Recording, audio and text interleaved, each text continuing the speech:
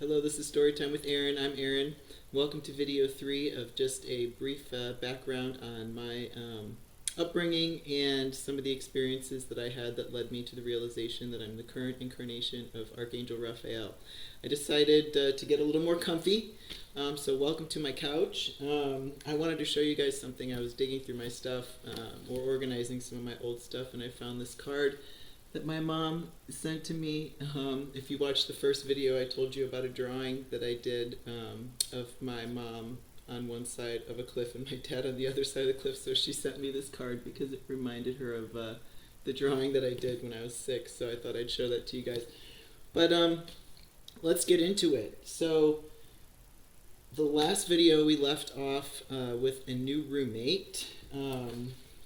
And it was between the ages of 36 and 38. I was living out of my home state, back in the state that's near the coast. And you guys will probably find out what state that is here down the line now that I'm thinking about it. But anyway, so I have a new roommate. He was the one wearing the wolf necklace who had the hobby of studying life after death and reincarnation.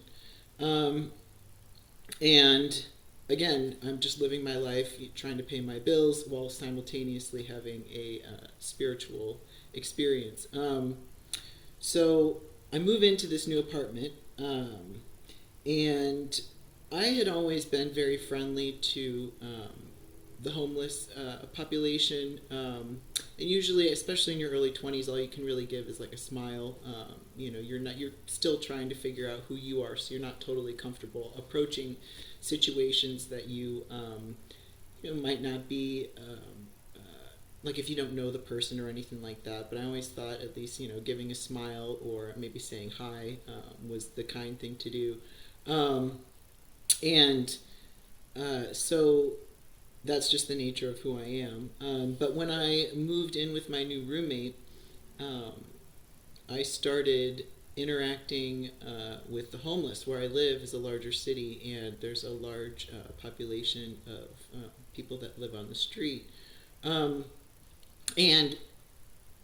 my upbringing with my mom, she always said, if you don't have anything nice to say, don't say anything at all, type of deal. And her mother raised 7 kids, and she would make food for pretty much everyone in the neighborhood. She was a good baker. She made her own candies. And so, if you didn't have clothes, if you didn't have food, my Nana, is what we called her, was always there to help people. So that's kind of the way I was raised, to just be kind, be respectful. Definitely didn't have a perfect childhood. And when my dad had, my parents split, my dad had left, my mom didn't have a lot of money. We went through financial ups and downs, and she had to teach me the value of a dollar after having quite a substantial amount of money at one point. So kind of saw both sides of the coin with that. But another side note, having such a large family, my mom came from a family of 7 kids, my dad came from a family of 5 kids. I had a lot of cousins, aunts, uncles, and especially on my mom's side, whenever there was a birthday, there was usually maybe 2 to 3 birthdays for family members within a month. And so we'd get together maybe once or twice a month and celebrate everyone's birthday, so we didn't miss birthdays. Very tight-knit family. But living in the big city that I live in, it kind of felt like, and I think most of the world feels like this, everyone kind of feels like strangers, even if it's a small town. Maybe people are polite to each other, but the only people that you're really comfortable with, or a lot of people are comfortable with, is maybe their immediate circle of friends or their immediate family. But being who I am, I was just wanting to kind of bridge the gap between everybody, seeing the people on the street, looking at maybe the way people drive, and being nervous about just pulling out of the bank or the grocery store because someone else is in a hurry and needing to get to where they get to, and they're getting mad at the person for simply just having to pull out of their grocery store. And I'm like looking at all this going, okay, like project. So anyway, my nana treated everybody like family, and there was actually a conversation with her, or that I had with her, and I said, Nana, um, I care about everybody, and it's like whether I know them or not. I love the gas station attendant. I love the stranger on the street. And her response to me was, I've been alive, I think it was like 60, 65 years, and I've never met a stranger in my life. And so hearing that from her was a huge relief, and it was no surprise, but just the way she verbalized that, I was like, yeah, that's exactly how I feel. And thank you for, voicing that. But anyway, so in this big city, I was like, there's got to be a way to connect all of this. And wanted to turn my city more into maybe like a family. So having already been comfortable to go up to, people I didn't know, whether they were, even if they had money and they were struggling with something, I was just always trying to help. I think all my mom's kids are that way. Um, but um, I did things like, if I was in my car and I had an apple, which a lot of us like to do, you see someone who's on the street who might be hungry, you give them the apple if you're, pulling up to a stoplight or something. But I was 36 to 38, so I was a little more comfortable with myself, familiar with what I felt like I could and couldn't do, or I felt like I could handle quite a bit at that point.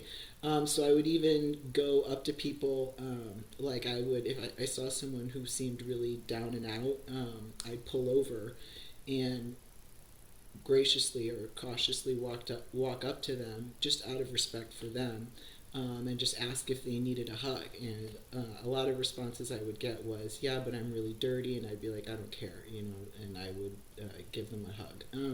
And not everybody, wanted a hug, or they'd be like, I don't, I can't really think of any responses. Most of them were open, I would say open to it, but some people were like, no, I'm like, it's okay. And I'd be like, oh, could you use $1, or please have a nice day, or whatever. But so handing out food, hugging, and then in situations where I felt like, let's say I pulled up to a stoplight and someone was in, like I was in the far lane and someone was standing, maybe closer to like the left-hand turn lane, and I was like in the lane that you probably turn right from. If I made eye contact with them, I think what a lot of us do is, when we feel like we can't provide the whole picture, like the house, the shower, the food, and the job, we turn away. And I felt like I was breaking my own heart when I did it. I'm like, there's got to be like a middle road here. And so what I figured is, if I, instead of putting all that pressure on myself and feeling guilty because I wasn't inviting them over to my house and doing the whole thing, that if I made eye contact with them, that I would just, wave. And like at first I was like, this is silly. Like I'm waving at them and I'm not giving them $1. They probably, like my I don't know if it was my ego or something inside of me was saying like, don't do that to them. Don't wave at them if you can't help them. But then I slowly broke through that barrier, and the more comfortable I was with just like waving like they were any other person that I would run into in my hometown or something like that, just waving, they just, started waving back like, hey, and that was a way for me to be able to make eye contact with I don't want to say the vulnerable, um, with people that were living on the street without breaking my own heart. So that way I was able to maintain all of this heart energy that I was building up throughout my life. I was able to preserve it that way. And also I felt like just acknowledging someone was a way to relieve some of that, pressure that people might feel if people are constantly trying to look away and all these things. So anyway, and like I said, looking away is not. It's a natural response because I think innately we do want to help. So it's no judgment. I did it at one point too. But things like food, hugging, waving, assisting people in the sense that like their grocery cart with all their stuff. Maybe tipped over, and so I'd pull over and help them, help put the cart back on the street and help them load it back up. And when you're starting to do things like this, if you seem a little bit nervous, people who live on the street many times, I don't want to speak for anybody, but I feel many times, or just being a human being myself and understanding energy, it's like you have enough pressure on yourself, or like maybe judgment that you're feeling from other people, that if someone seems nervous about approaching you, you probably don't want that attention, because it's just more stuff for you to have to transmute.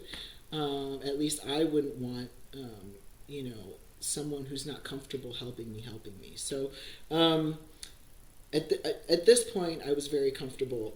So usually when I was approaching people to help them, it was like, oh yeah, let me, and they're like, oh, thank you.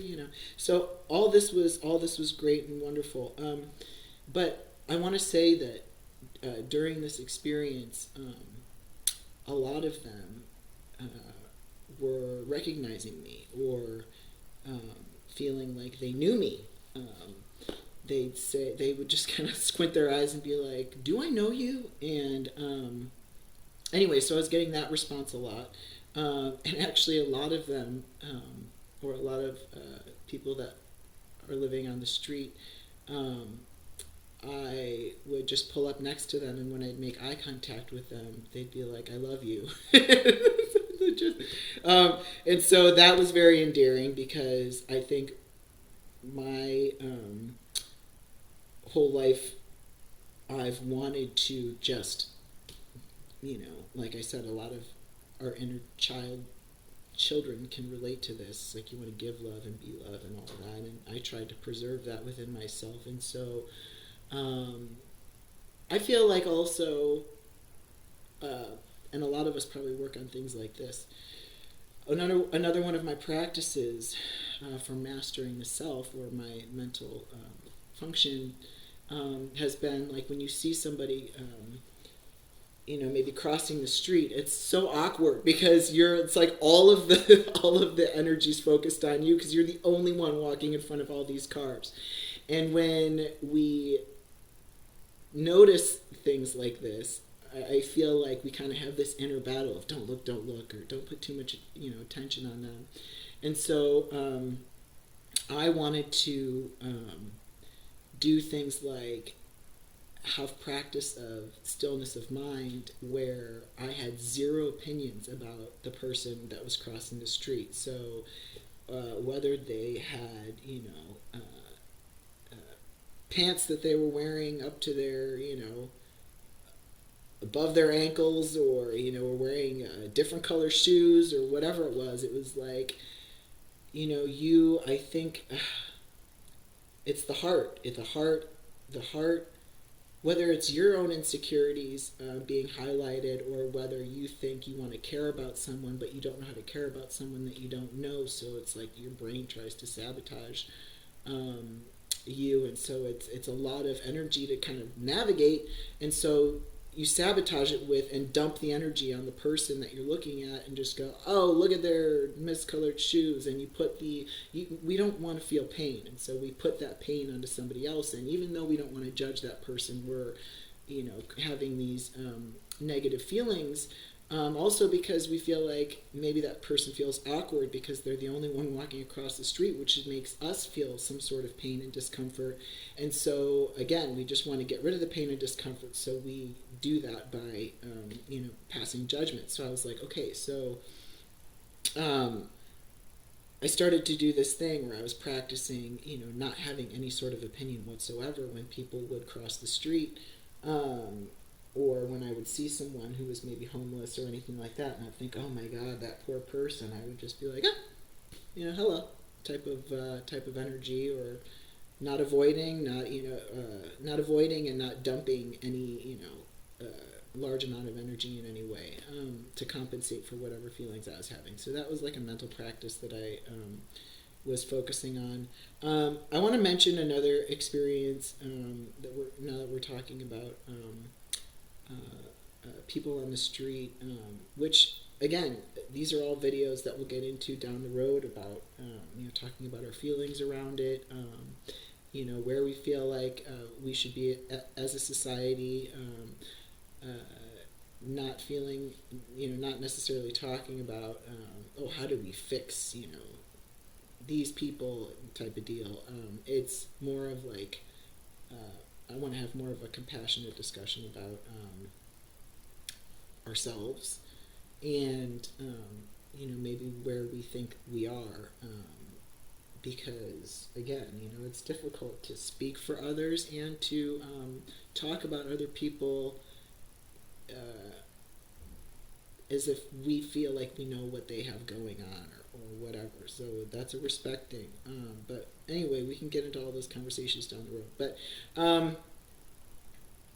so I think this was about, I don't know, maybe like in my mid-20s, where I saw someone who was living on the street at a bus stop, and there was maybe like 6 people at the bus stop, but they were standing at a bit of a distance from her, kind of looking over at her, strangely, because she was swearing and or yelling profanities, and again, I'm not going to assume that I knew what was going on, but, and it's, again, being in those situations, we can only imagine if it was any of us having to deal with all of this, stuff that the world has coming at us, how we would try to relieve that, that energy. So, but regardless of what she was going through, I wasn't standing at the bus stop, but I saw her yelling, so I pulled over. And this is one of the first, I think, personal encounters I had with people that were living on the street, or one-on-one encounters that I had. But yeah, so she was yelling, and I walked up to her, and she looked at me, and she stopped yelling, and a tear rolled down her face, and I can't remember if I think I hugged her, and I think I felt like she felt safe enough for me to do that, but I think, or maybe I put like my hand on the side of her arm and was just kind of like, just briefly like acknowledged her and was just like, hello, or like kind of saying with my energy, are you okay, or I hope you're okay, or I see you, type of thing.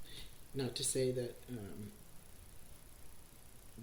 that people that are fortunate enough not to be living on the street have any elevated position of validating or anyone that does live on the street. So that, I need to make clear.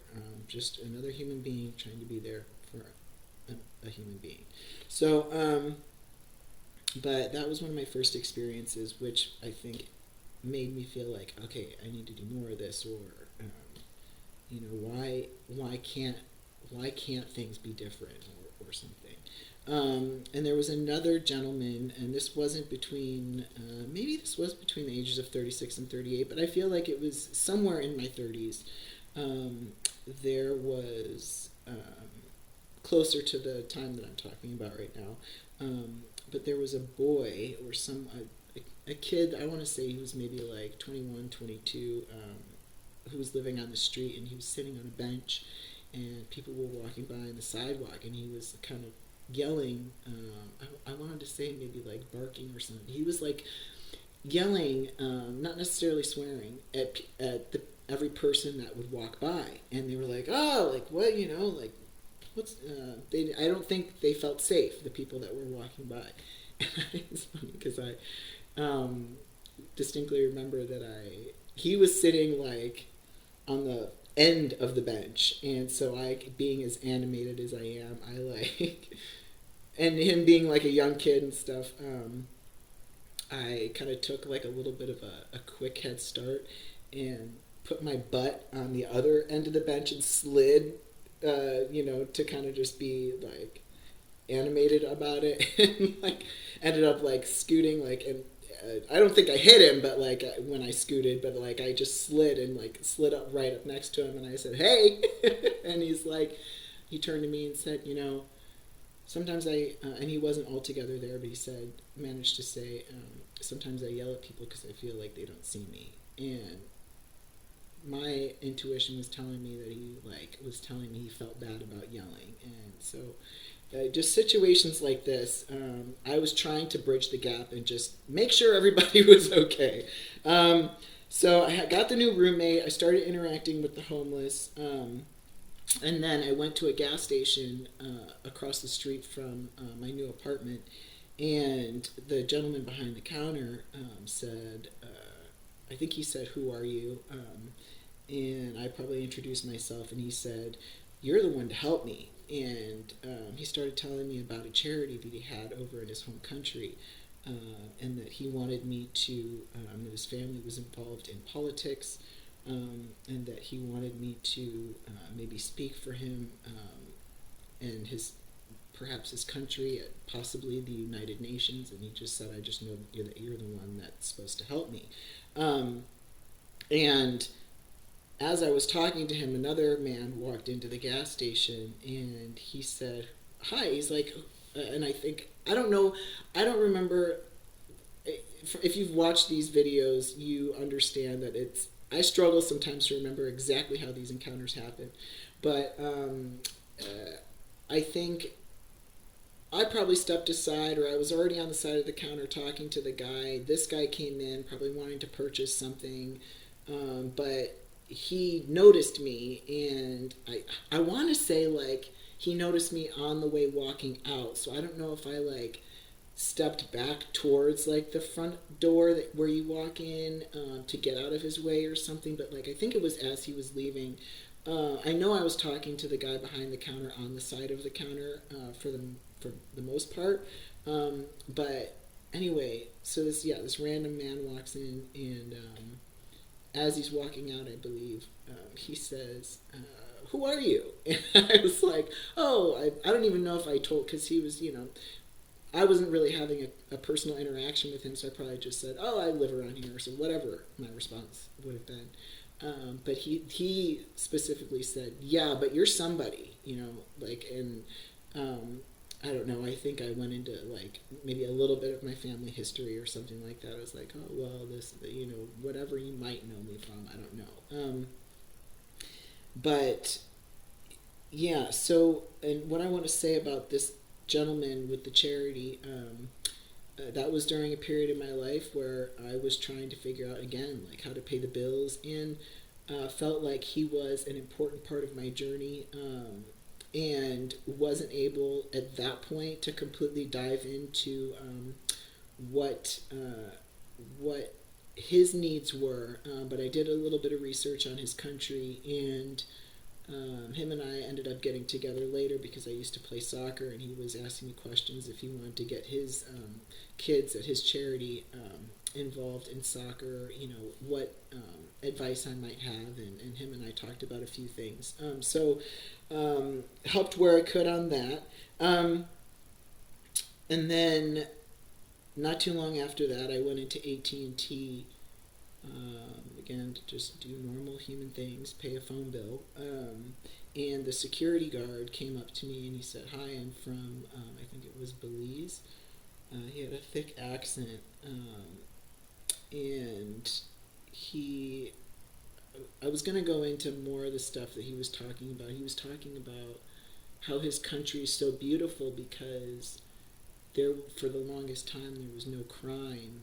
And something that was introduced to his country, he said, changed that, where people started treating each other different or something like that. He was just kind of opening up, and he said, "You're here to do something," and he said it's not for you. He said it's for everybody else.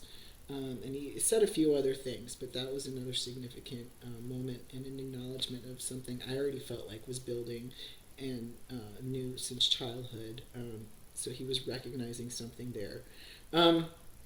So again, this is 36 to 38, and around this same time at this new apartment with this roommate, I got the intuitive hit to research if the heart had an electromagnetic field. I was looking, I believe, at the Earth's electromagnetic field, and I was looking at the sun, and some of the stuff with like solar rays, and actually at that point was like, I want to start studying light, like the nature of light, and stars, and how light travels, how far it travels, and the density and all these things. And I think it popped in my head. I wonder if the heart has an electromagnetic field, and so found out that. And what I briefly remember about that research was that most people thought that the heart's electromagnetic field was most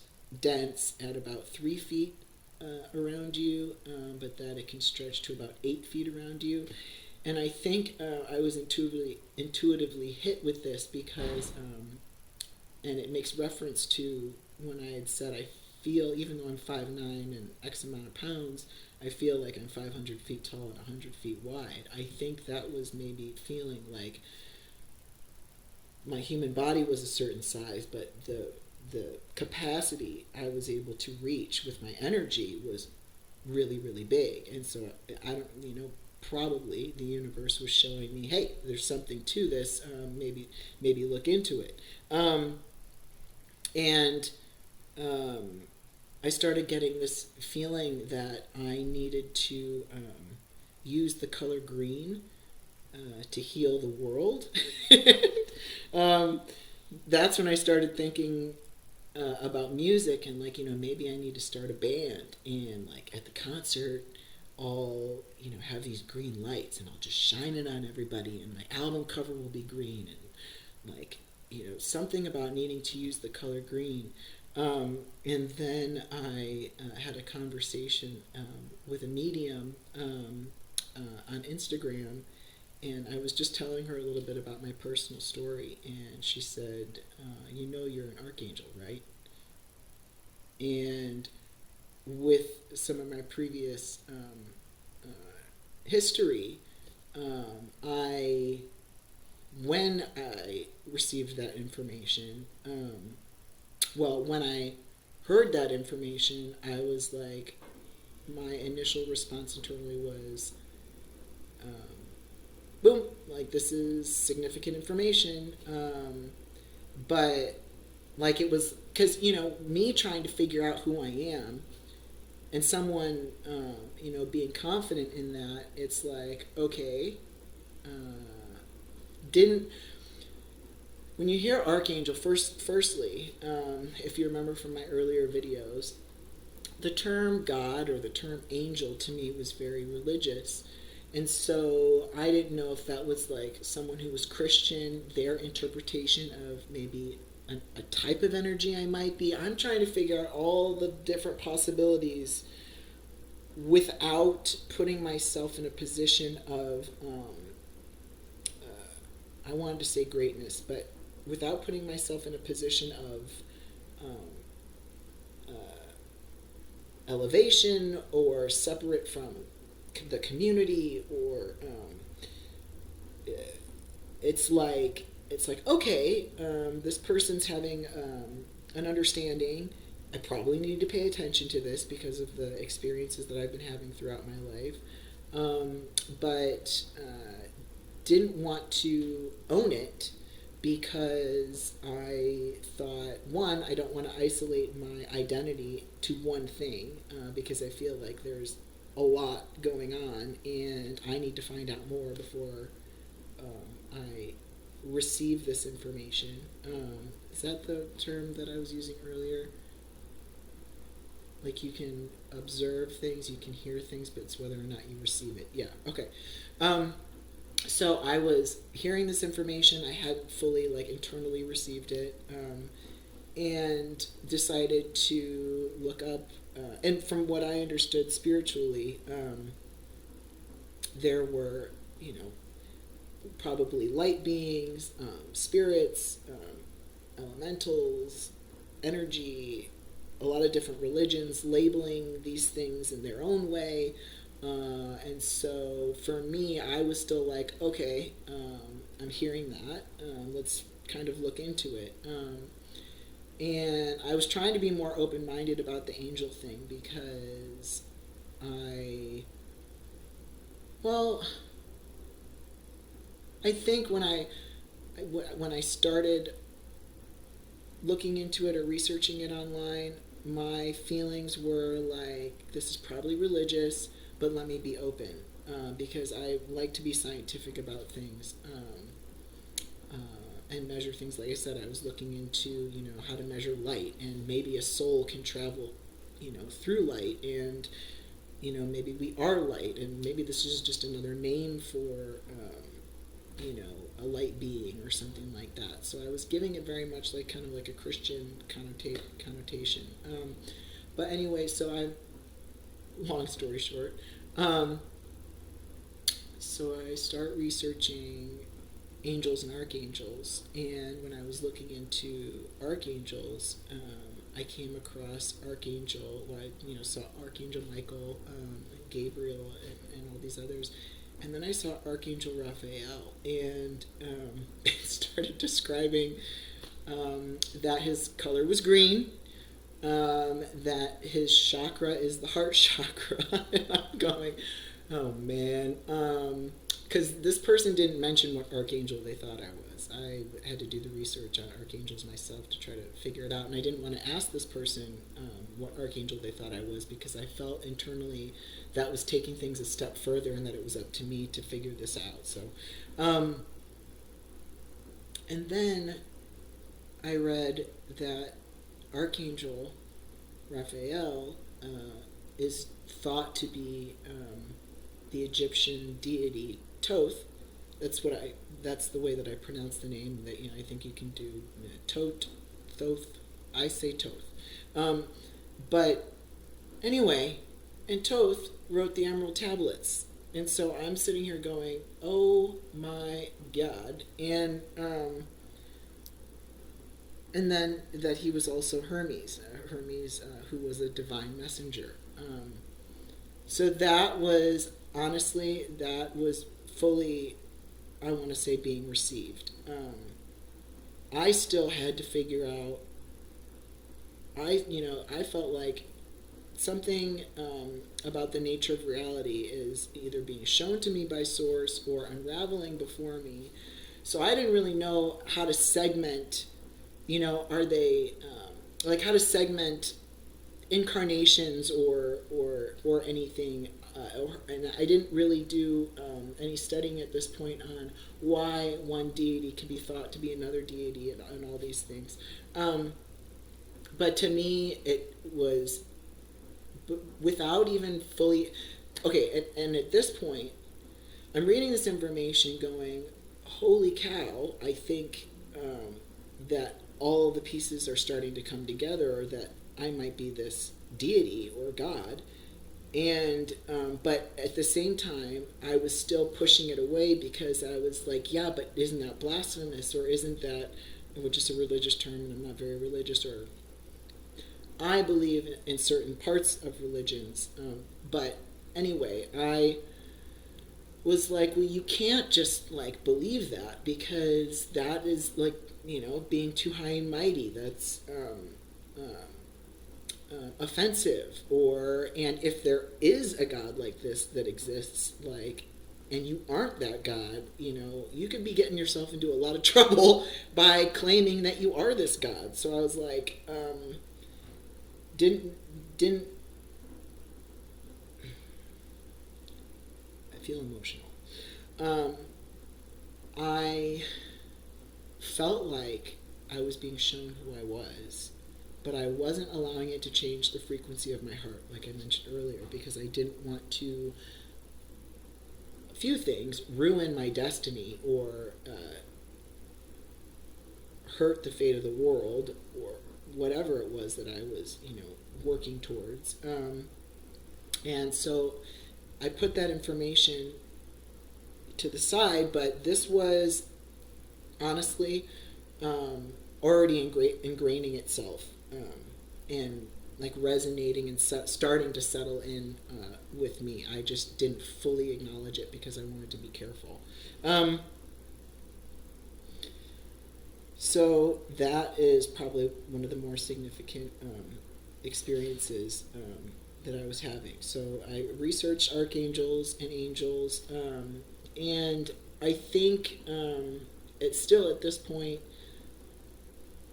I was understanding from some of my research previous that there are many religions that kind of try to define in their own way, like how the dimensions are layered, or how heaven and hell and how everything's kind of structured in the ethers. And so I was still separating myself from any indoctrination. That's such a negative term, I feel like, nowadays. But I was separating myself still from adopting anyone's idea of what the structure of the ethers might look like, because I felt like I probably or possibly will be shown what it looks like, and I'm supposed to tell my own version of what I've been shown.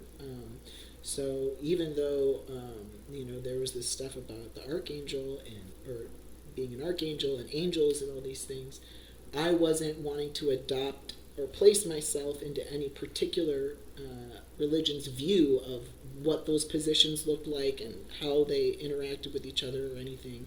So again, like, I was hearing something, but was trying to protect the information that I felt like I was still maybe yet to receive about how everything kind of works together, or like mapping, what the ethers might look like, or the earth and heaven, and all this stuff. So I'm hearing the information, and I'm feeling like I'm waking up to a potential reality, but still kind of trying to hold myself back from all of it and observing it so I can put it together in the way that I feel like my heart is trying to show it to me. So we're going to go to 3842 age group. So I had already been using my heart over the years to try to heal people, and I think a lot of us do that, where we maybe see someone that's crossing the street, and if we see a fast car that's coming, in our mind we say, like, person, so the car like can see the person and stop in time. So a lot of this stuff many of us do, but after waking up to some realities, like, and not even really focusing, I don't think I was necessarily focusing on I'm probably this archangel and he works from the heart, so let me start doing more stuff from the heart. It wasn't a project like that. I set that information aside, and this is just a next phase, self-mastery, being myself and who I've always been type of deal. But anyway, so I was trying to, do more. And so without attaching it to any identity or anything, this next phase, what I started to do in my life was use my heart to, and I think I was more thinking about the heart's electromagnetic field, and that was what was kind of unfolding, the science part of it. And so I was like, let me, try to, use my heart more. I think unconsciously there was a connection between the heart's electromagnetic field and what I started to do, which, if I can get it out, was to start to more heavily, like, project healing and things like calming a room, or opening portals for solutions. Like, if things seemed real chaotic and tense, I would imagine, like, look at the 4 key components that were going to, if I could just open a portal where this person knew they could turn right, which would make this person realize they could turn left, and have, like, everyone would just, like, have the solution of what needed to happen without having to, like, fight each other or anything like that. And I'm not trying to say I was trying to manipulate anybody.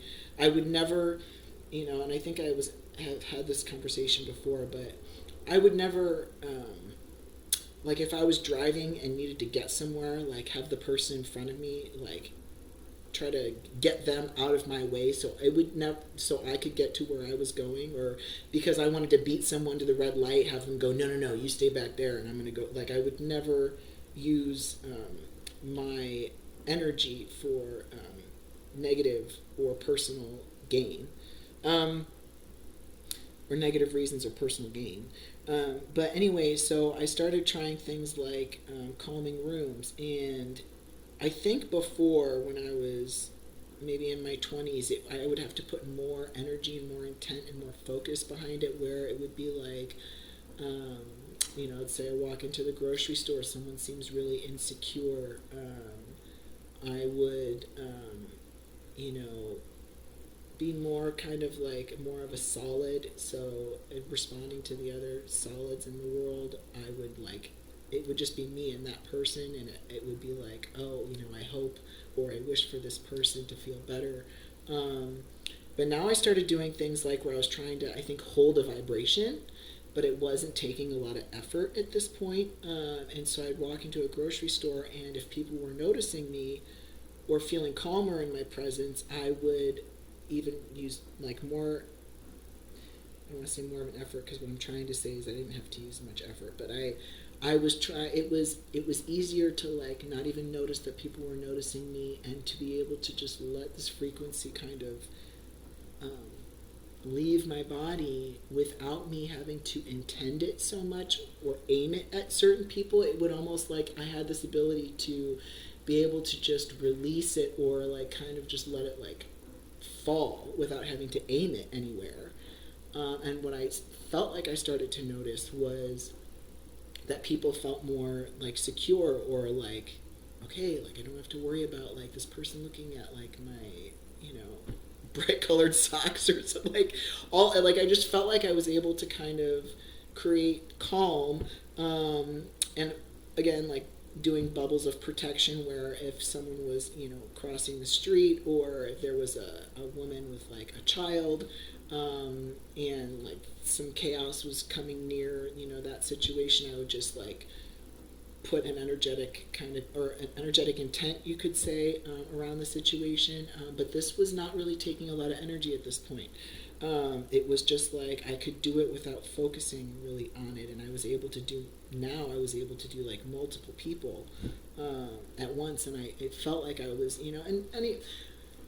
you can receive this information or not, but I'm sure there might be some people thinking, yeah, but why do you think you were the one doing that, or how do you know you were the one, making the difference there? And I think what I can say to that is just from personal experience. I felt like again, in my early 20s, I would have to really go out of my way, walk directly up to somebody. Do you need a hug?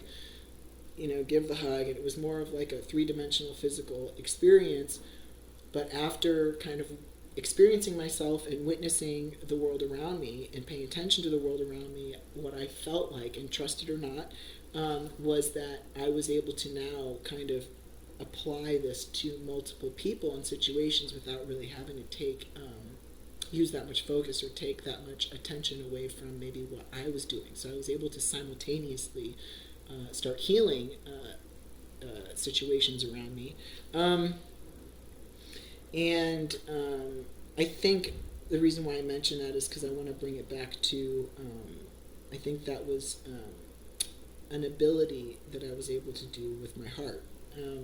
So now, because I didn't have to focus so much on like each individual situation at a time, and because I figured out a way not to break my own heart as often, and not and kind of like bridge the gap with my community,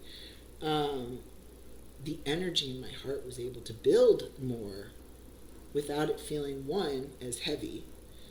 Two, when I wasn't breaking my own heart, the energy would continue to be able to build. So, and I wouldn't have to realign myself. So now it was almost like I was turning less into less of a solid, if that makes any sense. Was kind of just, this is going to sound strange, but maybe not to many of you, feeling more ethereal, and just kind of walking around just with these waves of like peace, love, like, like everybody's family type of thing. But anyway, as the energy in my heart started to build, what I noticed was I was, as the energy compounded, we could say, I was noticing that energy, I was able to hear my heart more in the sense that it was giving me direction. So now, because there was so much heart energy built, it was like I said earlier, your mind gives you the information and your heart will tell you yes or no. But now I started getting things like, when I was about to turn right, it was like, no, go forward. And like my heart would say no to like turning a certain direction, or my heart would say, feel the portal that was opening to like go left. And so I was doing my day-to-day stuff, again, humaning, or whatever you want to call it, but I was starting to like, and it's weird because I felt like the more I tried to pay attention to it, the less I could hear it. So it was almost like I wasn't even, honestly, I feel like most of the time I wasn't even noticing that I was doing it, but I was noticing. So it was like I was just starting to operate. You could call it walking the path, but I was just kind of starting to, it was just right in line with my regular day-to-day life. So, and it's interesting because Source will tell you you need to go to the grocery store.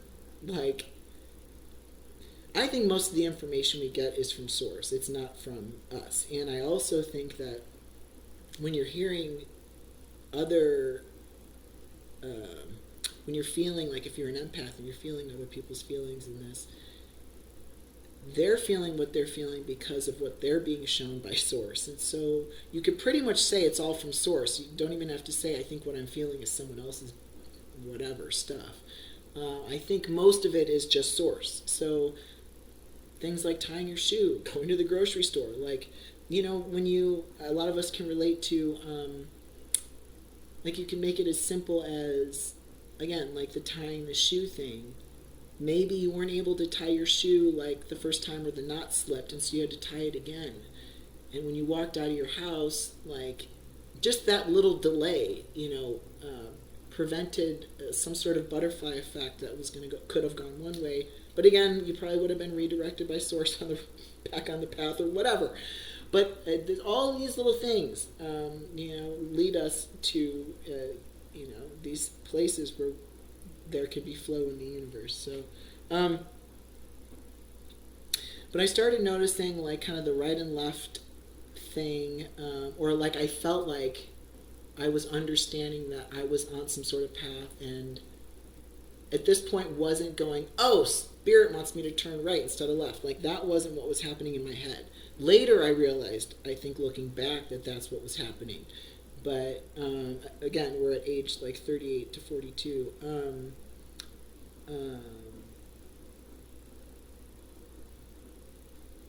So what was happening, and I wasn't really realizing at this point, was that I was turning right and left based off of what my heart wanted me to do. But then I started, I think later, and I'm going to go into some examples of this, but I think later is when I started to realize and play with it more, where I was like, okay, like I had, like this one time I had the idea to go to the ocean, and then I got in my car and the first song was Ocean by Goldfrapp and Dave Gahan from Depeche Mode. So I was like, clearly I need to go to the ocean. And when I started driving to the ocean, it's like the energy in my heart was building more and more and more, because I was doing, I think, what I was meant to be doing that day. But as I was driving, I was like, I want to go to the beach that I normally go to. Like, this is where I go when I go to the ocean. And as I started to drive more with that intent of going where I wanted to go, my heart was like, the energy was building. It was going, no, no, no, no, no. Like it was like, my beach that I normally go to is here, but the heart energy was saying, like, only go up to here. And I remember passing that threshold, and my heart was like, no! like you turn around. And I can't remember if something significant happened that day, but I remember, like, because I went past the threshold, um, I and this again is all training or learning or self mastery, but I went past the threshold, and the energy was going like, you're not doing what you're supposed to be doing, and so I turned around, but I couldn't handle the mix up I had put myself in energetically. And so I started having self sabotaging thoughts, like negative thoughts, just about random stuff. And um, I think it was like maybe the first or second, like a self sabotaging thought entered my head. I started to pull myself out of it, but then I went like did a deep dive into the sabotaging thought, and a piece of like a 2x4 literally like I think fell out of another car under my tire, and I like went over it. It was like like like right when I was having that, like right when I did the deep dive into the sabotaging thought, and I'm like, okay, like everything needs to calm down right now. But it was, for me, it was like, okay, so something's happening with my heart. Now I'm being directed with because of the amount of heart energy I was able to maintain. And I need to watch my self-sabotaging thoughts and all this stuff. And it was like, that was a day. But anyway, but before I started recognizing what my heart was doing with the directional thing, and it makes me think of Pocahontas and the compass and all that. Before I realized what my heart was doing, I had turned left on a street when I would go straight to get to my destination, and I saw this elderly woman with a flower walking in the middle of the road, and she was just kind of like looking up like this. And again, like I said, I come from a big city where there's a large homeless population, and I just want to say real quick about that. I grew up playing sports, and they always tell you, and I apologize for using this word because this is not the word that I want to use, but the saying and the phrasing goes, you're only as strong as your weakest player when you're in sports. And so for me, I always thought, like, your city can't be great, and you can't elevate yourself up to a certain point unless you bring everybody with you. And so that means, the vulnerable, or again, that term doesn't really seem appropriate, but you can't, unless you're only as great as how you service, or how your community services everybody, including, the people that might be in more need of certain services or things like this. But anyway, so I turn left down this street, and elderly woman's walking, and I see this kid, this teenager, come out of his side gate, and like he's looking at this elderly woman on the street, going like, "What is that lady like doing?" Because she didn't seem like someone who necessarily lived on the street. She seemed like a lost grandma or something.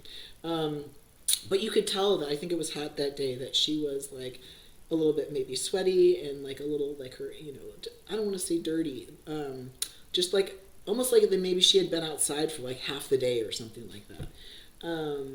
But the kid was looking at her, and then when he saw me, I think I might have waved to the kid like I got it, and I pulled over, and I just said, "Hi, let's come over here," like out of the street. And we sat on the curb, and she had her little flower. And I started to realize that she wasn't able to really communicate, like have full, structured sentences, because of whatever, mental, whatever she had going on mentally. And so I went to my car, and I grabbed some hand wipes, and I was like, "Oh, here, like wipe your hands and stuff." And was probably asking like her name, and when I realized I couldn't really get anywhere with that, I said to her, "I know," and I was just hoping that she would understand me, but I said, "I know that you wouldn't get into a stranger's car, and I know that you like want to be safe or whatever." But I said, I want to help. If you want to get in my car, we can try to find your house, or take you home, or And so thankfully, she's like, well, she hesitated for a minute, but she's like, oh, and just like followed me to my car. I was like, okay, or said, acknowledged that she would. And I don't know if it was a nod or whatever. I know she didn't just, not that it's important, but I know she didn't just kind of like get up and follow me. There was an acknowledgement, and then I like carefully gently brought her over to my car and put her in the passenger side seat, closed the door, and so I was like, okay, so let's just drive, and see if like anything, if I can either get any information or she can direct me in any sort of shape or form. But it was almost like finding, I don't want to compare a human to an animal, but honestly, it's a compliment, right? But it's like finding a lost dog, and you don't know where the dog lives. You don't know where the solution's going to come from. You just follow your heart and do the best that you can. I didn't want to call the police at that point because in my mind I was thinking I don't want her to, if she can't answer any questions, I don't want her to be bombarded by a bunch of lights, by a bunch of people going, I just didn't want her to feel scared. And so I was thinking, you know what, why don't I bring her to like a church? And then once we get to the church, and she feels like she's in a safe space, maybe I could call the police, or we could talk to the priest, see if he has any solutions, or if he might know the local or whatever. But I was like, oh, well, maybe we could do the church thing. But for the first, I want to say like half hour, I was like, do you know where you live? Do you know where you want to go? And so she's like, go this way. So we started driving. And then she was just kind of looking out the window, just being like, oh, and just talking about random stuff. And after driving down that road for a little while, I'd be like, do you want to go anywhere else? She'd be like, go here. And so we did this like go here, go there type of thing for maybe like a half hour. And I was like, that's when I said, do you want to go to a church? Would you be okay with that? And she said, okay. And or yes or whatever, and so I was like, okay, so we can stop kind of going in circles or whatever. And we started heading towards this church, and she's like, go over there. And it was to pass the church and go straight. And I was like, oh boy, I don't want to keep just driving around and not get this woman help. But she's like, no, go straight, or go there. And so I was like, okay, let's just do like a couple more minutes of this. So we go straight, and then she's like, and I think she wanted to go somewhere where we had already been, also on this little extended part of the drive. And so I was like, oh, we're really going to just be doing the circle thing again. So I was starting to feel like maybe I should just turn around and bring her to the church. But she's like, no, go this direction. So I went that direction again. But then she said okay, go left or something. And I was like, okay, we hadn't been down that street yet. And so we turned left, and then she's like, no, go this way. And I'm going, but she's getting more confident. I'm like, okay. And so we turn, I think it was right or something like that. And we're driving up this hill, and all of a sudden we see 10 police cars, and there's police are standing outside, and there's a family down at the end of their driveway talking to the police. And I'm pulling up, and they're looking at the car, and they're like, I roll down the window, they're like, Grandma? And I'm like, oh God, dude. And they're like, how, what, and I just hold on, and I kind of just say hold on, I'll pull into the driveway. And so we pull up the drive, and I get out of the car, and the police are like, who is that? What's happening? But to me, I'm like, it's just about Grandma right now. I don't have time to explain or do it. Let me just one thing at a time. But I step over to the passenger side of the car. I open the door, and the parents or their children are like, oh my gosh, Grandma, come here. What were you doing? And I saw that her flower was on the passenger side seat, so I lifted up the flower and I said, here's your flower. And the family was just like, we can't thank you enough. Like, she's been missing. I think she like left the house the night before or something like that. And anyway, they just said thank you for helping our family, and I said you're welcome.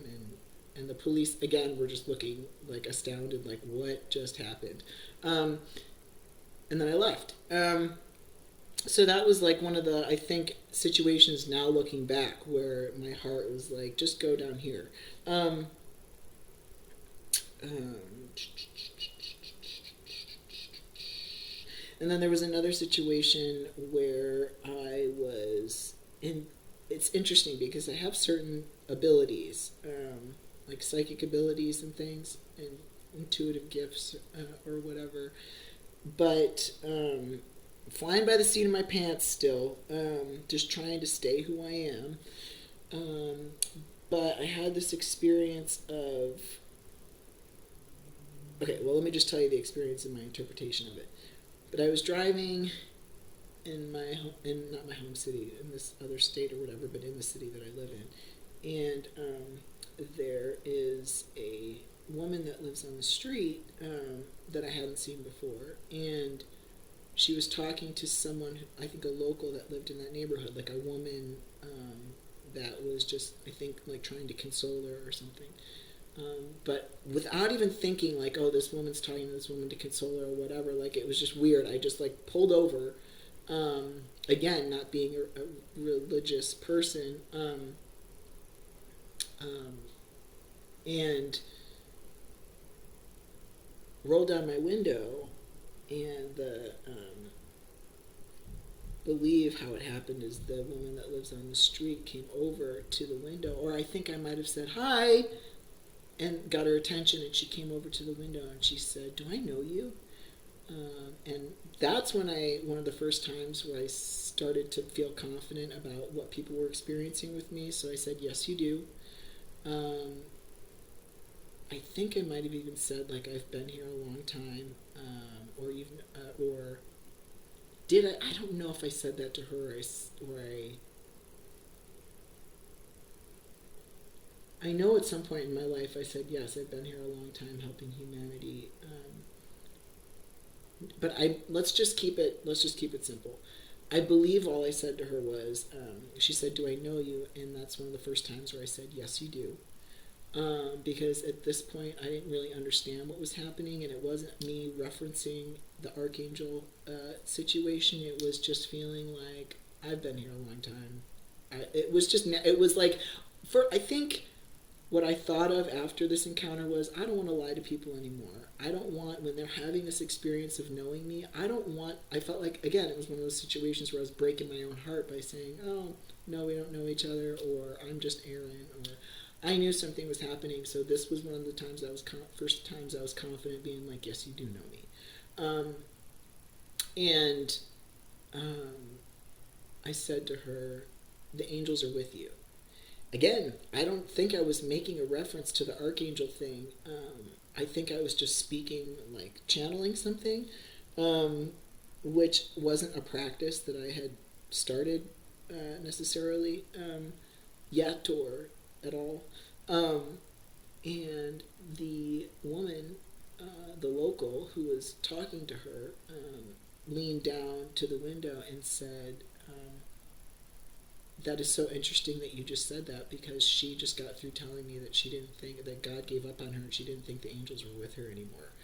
And so that was a thing. And then I think she was still trying to figure out who I was and looked confused. And I said something, but at the end I said, there's little bits of conversation that happened, but then at the end I said, I have to go back, and now I'm going to go back and do my human thing again. She goes, your human thing? Like, the whole thing was just an interesting experience, but yeah, so that was gaining more confidence around my presence, or my interactions, and I was actually really excited after that, because I felt like I had the courage to, to me, maybe sound crazy, but it was the first time I had courage to, like, really say, like, again, to find a solution to not breaking my heart and saying, yes, you do know me. Like, I was pretty proud of myself for having that response without explaining myself or feeling, nervous about what I was about to say or anything like that. It was like I was legitimately stepping into whatever this was. Again, we're at 38 and 42. Thanks for bearing with me, guys. Let's see. Oh, and then, so, again, with this confidence thing, I was driving and there was a man in a wheelchair at a grocery store, and he was like trying to get the attention of a lot of the cars that were pulling out of the grocery store, which again, I think everyone's having a natural human response, like, I don't know how to help, so I'm just going to break my own heart instead of like pay attention. I don't think anyone was doing anything feeling like they didn't want to help, but he couldn't get the attention of these cars. And so I'm like totally, like, I don't know, I don't want to say totally, but like I'm at this point, I'm like, you know what, like I'm really stepping into whatever this is. And so I walked over, I pulled into the grocery store, and I remember distinctly walking up to him like I'm, like, how do I put this? Like it was my job. So I parked, not, like, because normally in a situation, I feel like you park your car, and like I said earlier, maybe in like my mid-20s, I would cautiously walk up and be like, hello, like, do you need help? Da, da, da. At this point, I'd like literally with the intent of walking up to this man, and he could sense that. Um, um, Not I believe, but my intuition, anyway, later analyzing and whatever, like, what was happening, let me just be confident about this. I parked my car, and I felt that he understood that I was directly walking, like I pulled into the space directly to talk to him. And I felt good about that inside, because I was like, he deserves that. He deserves not to feel like someone's going out of their way in their day to day, but literally like someone is pulling in to specifically talk to him. And that's the kind of energy I was trying to present to him, and not in like a I'm here to save you type of deal. It was like, no, like I am here for him, and like my, like, whatever is going on, belonging to source or whatever. If I'm like a vessel, whatever this is, like I wanted him to have that. So anyway, I pull over, and I'm like walking up to him with this intent of like, I'm specifically here to, like, for you. And he starts crying, and he's like, I'm so sorry, like apologizing for getting emotional. And he said, I never believed in angels until I saw you walking towards me, until I saw you walk up, or something like that. And so, again, even when someone's saying like that to me, I'm not thinking, yes, I'm an angel. I'm honestly trying to step into this with the least amount of with the least amount of ownership, the least amount of,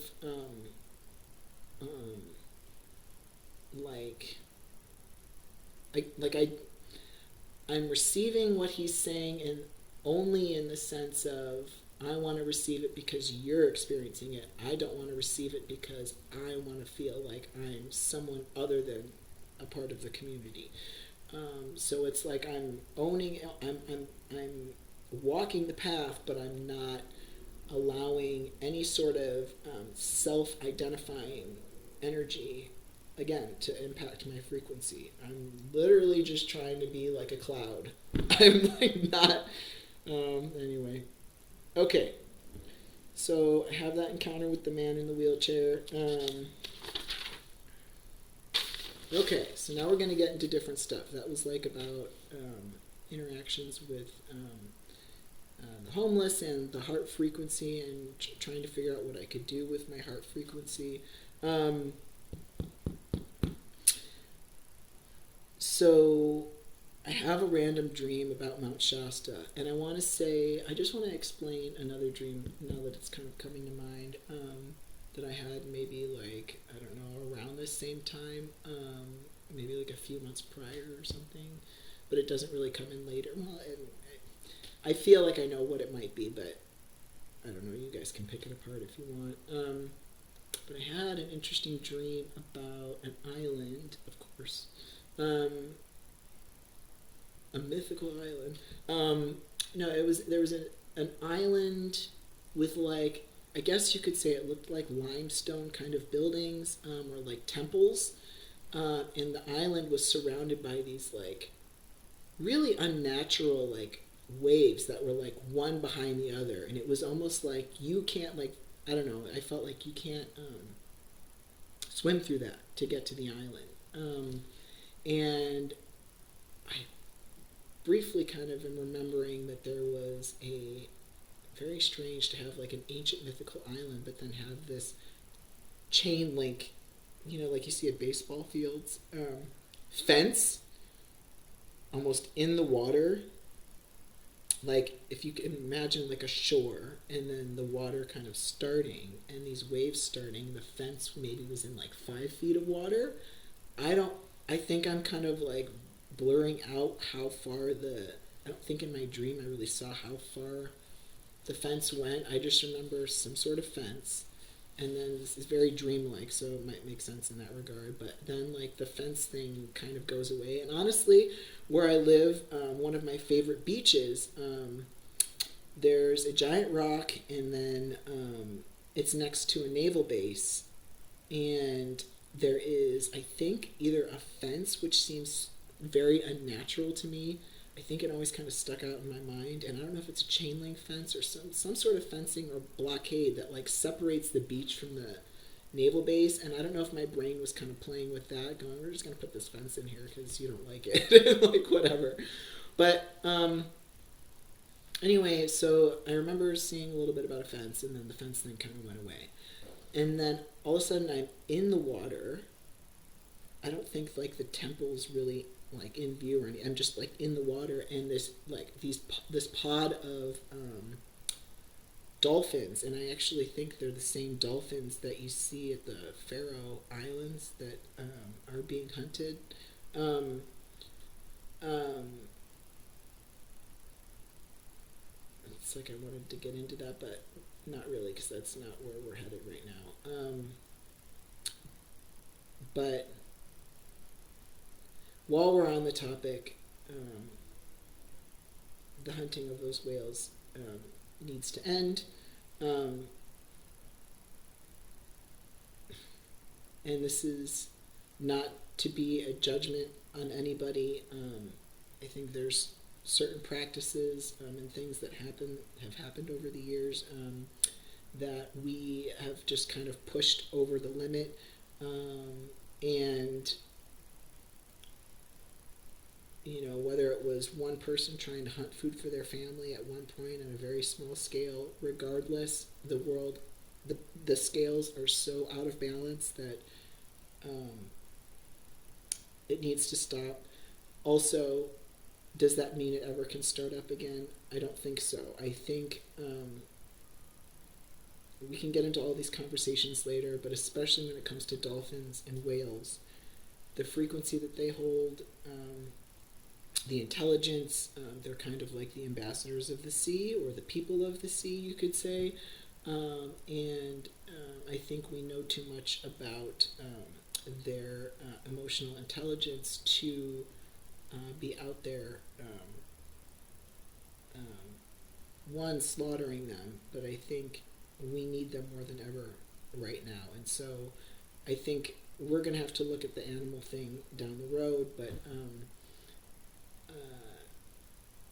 the hunting of whales and dolphins is something that needs to desist immediately. And there could even be the conversation of were we ever supposed to be hunting dolphins or whales? And intuitively, my feeling is no. Again, like when it comes to survival, just like being humans being omnivores and bears being omnivores, for the most part, I think we're supposed to be eating plants and berries and things like this. But when it comes to survival, if we're really in a position of not being able to survive, and it comes down to between you and another animal, our survival instincts, the hunting instinct comes in. But I think as as far as omnivores are concerned, I think that that's, possibly the only time that we should really be eating other animals, and um,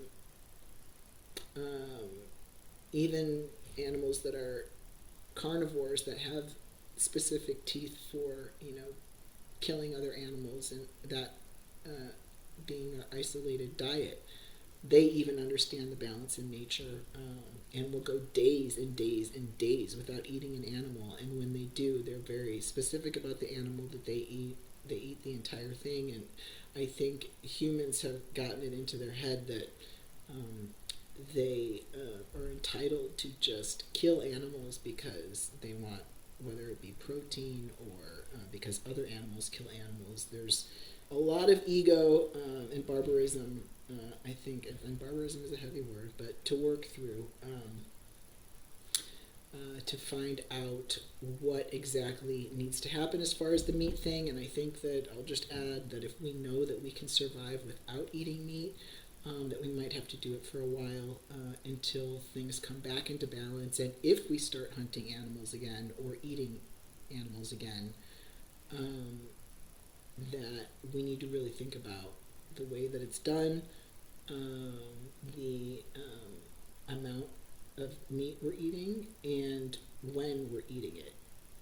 If we're only eating one feast, one giant animal before winter, maybe a local farm, a small operation can provide this because we are only eating it during that time before we have to put on all the fat and all these things. And that is more of a realistic understanding of eating meat, versus eating it every meal or eating it once a day or whatever. And I think because of what we've done to this planet with the way that we've treated animals, we probably, to create balance, have to step back. Not just quite a bit. I'm thinking like completely, maybe for a while, to let things do what they need to do. So anyway, that's an entirely different conversation. This video is going to be longer than the two previous videos. But anyway, so this is still 38 to 42. So I'm in the water. The island is not necessarily in view or anything. It's just like me on the shore, the fence, then all of a sudden I'm in the water, and then this like huge pod of these, I think they're pilot whales. Yeah, pilot whales. Just like pass in front of me, or I don't even know if I'm like a person. I'm just like in the middle of this like thousands of them. Like, I don't know what you want to call it, migration, whatever, of all these whales. And then all of a sudden I'm just like put in, I think, like a human's perspective, in the temple. All of a sudden now I'm in the temple. And there's these three women that are walking down this like limestone, or I don't want to say it's marble, I feel like more it's like limestone, kind of curved staircase. And they're older women with gray hair, and they have like this blue makeup, I want to say maybe like on their cheeks or like on their forehead or something, but they have these different markings, and this really like pretty jewelry. I don't want to say it was like super, like a lot of jewelry or really elaborate. It was just like, I don't know, like just something like you'd picture like a big disc with like a gem in it or something, but like two of them, and like, like a longer necklace or something. But they had, I believe, were wearing, I think it was like indigo blue, and they were wearing like these kind of like, the word gown makes me think of like Cinderella, but it was more like, you could call them priestesses or something, but they just quietly, like these blue dresses, but the dresses weren't like thin. They were like, I don't know, like if you imagine like what a priestess or a priest or something would be wearing, it was kind of like that. And they were just walking down like the stairs, the same stairs together, side by side, and got to the bottom of the stairs, and I believe they started speaking a language I didn't understand. And then like I woke up out of that dream. Don't know what that distant land was or what that mythical island was, but maybe some of you know. But anyway, again, I'm just humaning, having a simultaneous spiritual experience. I listen to a lot of music. So I'm like just doing my thing, thinking like, oh, maybe I should start a band, and all of a sudden I'm having this dream, and I'm like, But anyway, so I have another random dream about this Mount Shasta, and I know nothing about Mount Shasta. I think all that happened in that dream was it was like the word Mount Shasta. It was not. It's not like anything happened in that dream where there wasn't like a story like the other dream. It